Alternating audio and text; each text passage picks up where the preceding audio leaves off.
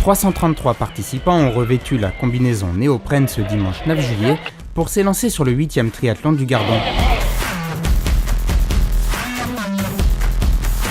Natation, vélo, course à pied, le triptyque sportif alésien a été plébiscité par les amateurs comme par les meilleurs spécialistes de la discipline.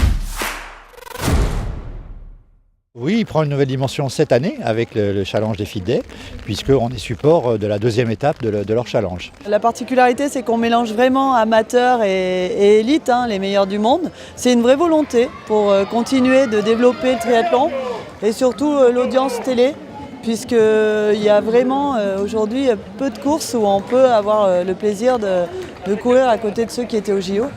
Ivan Vassiliev était de ceux-là.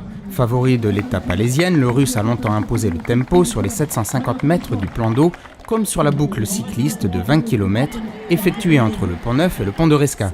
Mais c'est l'Espagnol Jordi Garcia qui s'est finalement imposé en 51 minutes 53 secondes.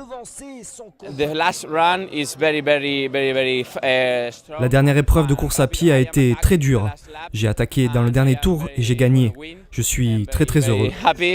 Chez les féminines, la victoire s'est disputée entre les Françaises, les Russes et les Néo-Zélandaises.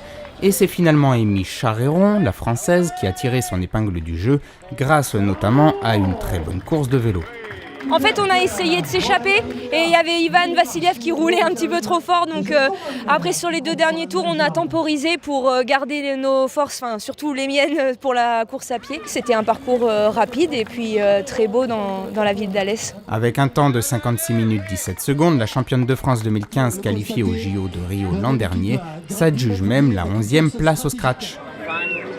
Pour la première fois, le triathlon du Gardon a bénéficié d'une aura nationale grâce à la présence de nombreuses caméras.